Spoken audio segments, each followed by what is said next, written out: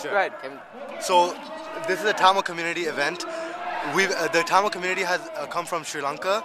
They've been discriminated against and oppressed by the singular government state for over 60 years now. Recently, we've seen an onslaught of Tamil civilians in the north and the east. Right now, there's a war going on between the government of Sri Lanka and the LTTE. The government of Sri Lanka is fixed on creating a military solution to the war, but we Tamils here say only a political solution can be the result of it. Only a political solution is the answer. That's what we're saying. So we've been protesting for the last 3 months. You might have seen in Toronto when 120,000 of us came to the streets without one single traffic jam. We signed petitions. We lobbied to our MPs. We emailed and phoned Stephen Harper government, but no action has been taken. Right now, the government... Obama. Yeah. And right now, the government is using cluster bombs, and more recently in the last weekend they used chemical weapons to kill thousands of our people in a matter of days. This kind of atrocity would not be tolerated in any country in the world. What government in their right mind would completely massacre their own people?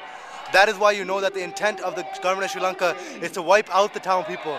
That is why there's a genocide happening. People will argue that, oh, there aren't enough deaths for genocide to occur. But the genocide under United Nations definition is not the numbers. It's an act or intent to wipe out, whether culturally, religiously, physically, a people. And that is exactly what's happening to the Tamil minority in the northeast of Sri Lanka right now. So the protests here, after months of peaceful protests, we've gotten to a point where the emotional capacity of the community is very high. We've taken to the streets now. We're blocking off roads because no one is simply heeding our calls. Our Canadian government is not taking action.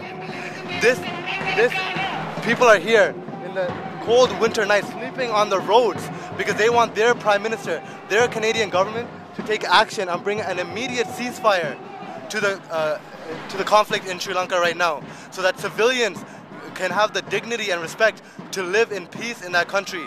What we're asking for is that the rights of Tamil people, the right to self-determination, is respected. Under international humanitarian law, Tamils acquire for self-determination. All 5 factors Tamil people acquire for. So why is it that the world remains blind and does not give the Tamil people a voice and the rights that they deserve? Under the international law to self-determination, Tamils should have had a separate homeland decades ago, but we are still fighting for that, and we will continue to fight for that, and that's the message that these people want to bring out right now. We will not go until the atrocities of the government come answered, and we will not leave the streets until our Canadian government takes efficient stance on this issue and pushes for an immediate ceasefire between the Sri Lankan government and the LTTE so our Tamil civilians can live in peace.